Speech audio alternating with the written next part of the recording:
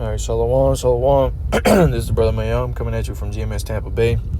First and foremost, I want to give all the praise and glory unto Yahweh, Bahashim Yahushai, Bahashim Racha HaKodash. Double honors to the elders apostles of Great Millstone.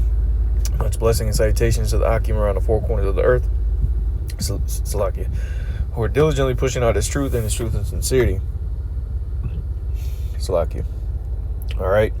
So just want to do a quick video, just going into this whole meet and greet that you just had take place with Russia, China, India, and I believe there was a couple other nations there. Belarus, the leader from Belarus was there. All right, and let me see if I can find out. It was called the SCO Summit, or the Shanghai Cooperation Organization. All right, summit, and it took place in China, and it just, this is, more of the Lord gathering, these nations, preparing the war, as the scriptures talk about in Jeremiah chapter 31, that sound of battle in the land. The Lord is prepping these nations and putting it in their spirits to turn back to their old ways. All right, more specifically, Ezekiel chapter 38. With Russia being,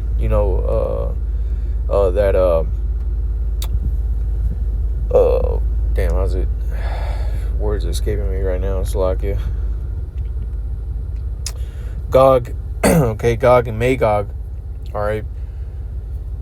Being Russia, turning back and those hooks being put in their jaws to turn back to their old ways of that Soviet Union, all right. And they're being a guard onto a lot of these nations because of the military might that Russia has, is a big, advantage, for these other nations like China, which has a large economy, a large army. It's India being another nation. It's, that's, partners with Russia. It's a militarily strategic partner, to have someone like Russia on your side when, you have a great army, yourself. It's, better to have a big military or technologically advanced military like Russia, alongside you. And this is Jeremiah chapter 51, and I believe it's verse 22, or maybe it's in 50. Yep, 22. It says, Jeremiah 50 and 22, a sound of battle is in the land and of a great destruction. You see, and this is what we see. This is what we're hearing on the news. Okay, that sound of battle that's in the land. These nations all coming together. And that's what I got this article pulled up here. It says, Russia and China anchor a new world order where the West is optional. Okay, this is, something that the West is not looking at, cheerfully. These other nations, coming together and forming alliances. All right, now as I mentioned, it wasn't just, a matter of fact, let's just look this up. What nations are a part of the SCO, which is that Shanghai Cooperation Organization. All right, it says the Shanghai Cooperation Organization has 10 member nations as of 2025. Belarus, China, India, Iran, Kazakhstan, Kyrgyzstan, Pakistan, Russia, Tajikistan, and Uzbekistan. These countries are part of a Eurasian political, economic, and security bloc that began in 2001. So Belarus just joined in 2024. Iran joined in 2023. And aside from that, Pakistan and India, they both are the last recent nations to join back in 2017. Everyone else, China, Kazakhstan, Kyrgyzstan, Russia, and Tajikistan, they're the founding members. Okay, going back to 2001. All right. So these are nations that are, have been throughout recent years, coming and joining together. And as you've seen, they've created their own financial systems. Okay, especially since the beginning of 2020, through sanctions and, you know, sanctions that have been, put on predominantly Russia, it's allowed these countries to circumvent the sanctions by creating their own financial institutions, okay, their own system of networks to communicate with each other, and their bonds have grown stronger and stronger, okay. And what the Heavenly Father is doing, as we see here in verse 23, Jeremiah 50, and verse 23, it says, how is the hammer of the whole earth cut asunder and broken? How has Babylon become a desolation among the nations? And that's what's going to eventually happen to this place, because these nations joining forces is not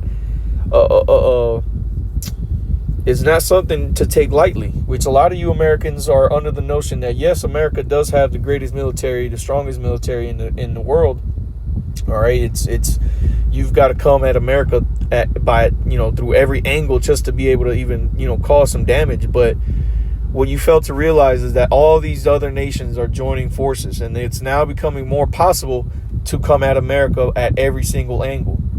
Okay, and if you're able to spread America thin, which has happened, and it is happening, okay, you're able to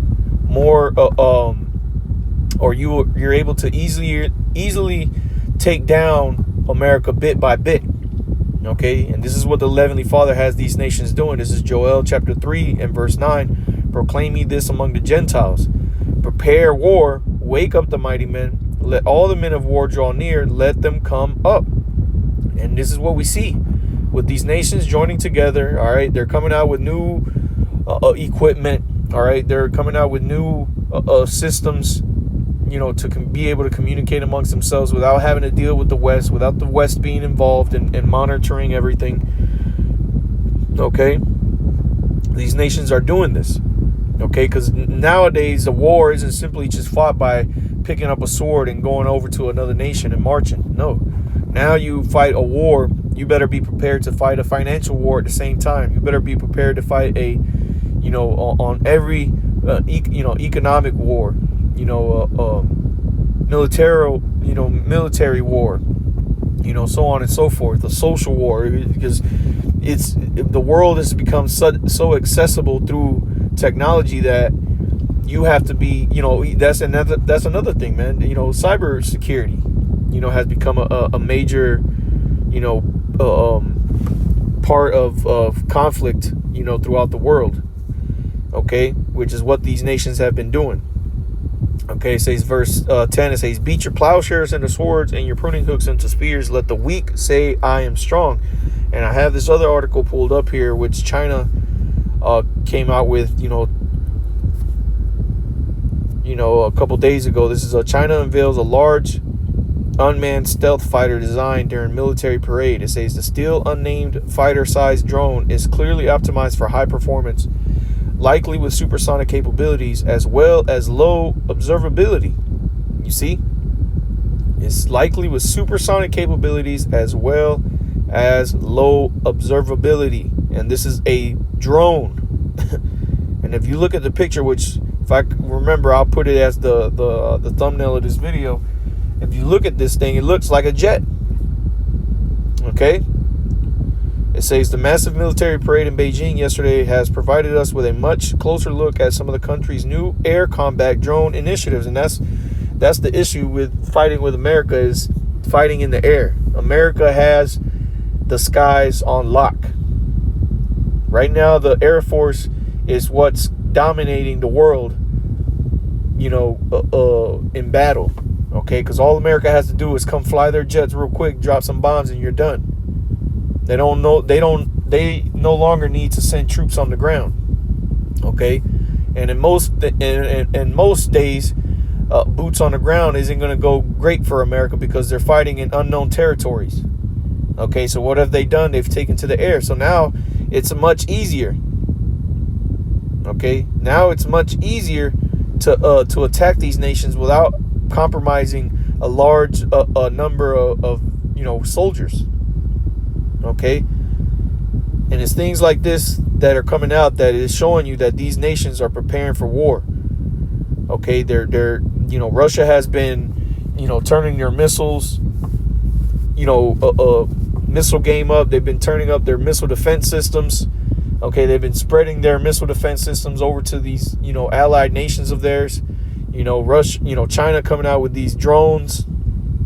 Okay, it says the gradual emergence of which in the run-up to the event prompted much discussion. Of these various drone designs, one in particular stands out.